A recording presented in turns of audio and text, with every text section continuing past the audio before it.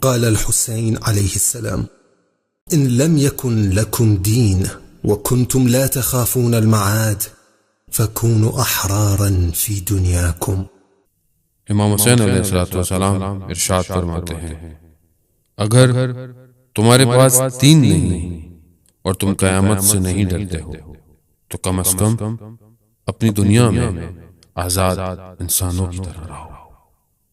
آزادی ایک ایسا مفہوم ہے کہ جو انسان کی فطرت میں پایا جاتا ہے۔ انسان فطرتاً آزاد رہنا چاہتا ہے۔ آج جہاں دنیا میں ہم دیکھ رہے ہیں کہ مختلف جگہوں پر ظلم اور ستم ہو رہا ہے، اور خاص طور پہ آپ نے دیکھا کہ امریکہ میں جس طرح سیاہ فاموں پر ظلم و ستم ہوا، بے رحمی سے اسے مار دیا گیا، تو پوری دنیا کے لوگ سڑکوں پر آ گئے صرف یہ بتانے کے لیے کہ وہ فطرتاً آزاد ہیں اور ظلم کو برداشت نہیں کر سکتے۔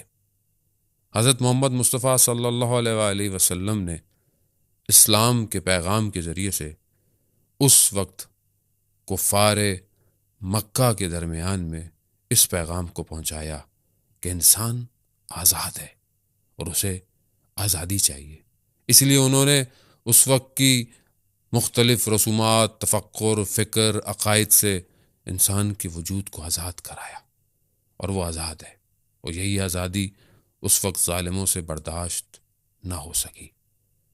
مگر رسول خدا صلی اللہ علیہ وسلم نے جہاں خود اتنے زخم کھائے اور بشریت کو آزاد کیا، ان کے جانے کے بعد سے دوبارہ سے جہالیت نے آ کر پھر انسان کو جکڑ لیا۔ انسان دو طرح سے جو ہے وہ اپنے آپ کو قید میں لے جاتا ہے۔ ایک، ظلم و ستمگرانوں کے ظلم استعمار کی سازشیں انسان کو قید میں ڈال دیتی ہیں۔ ایک انسان کا اپنا نفس اسے غلام بنا دیتا ہے۔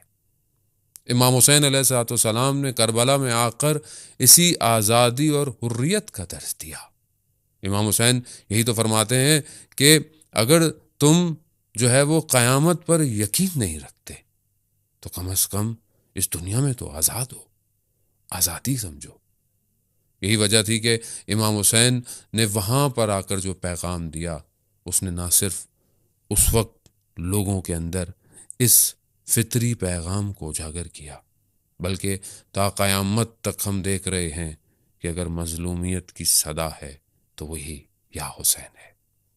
حضرت حر علیہ السلام کے جو سپاہی یزید میں تھا، اپنے آپ کو آزاد کیا، اور جب اپنے آخری وقت میں جو ہے وہ شہادت کا جام نوش فرما رہے تھے، امام حسین جب ان کی بالین پر پہنچے تو امام حسین علیہ السلام کیا فرماتے ہیں کہ حر، تمہاری ماں نے تمہارا کتنا بہترین نام رکھا ہے، حر یعنی آزاد۔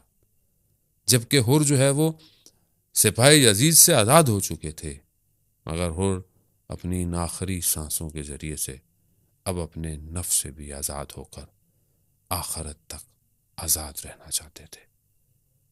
عزاداران محترم، آئیے ہم بھی کربلا سے آزادی کا درس لیں اور اپنے آپ کو آزاد کریں۔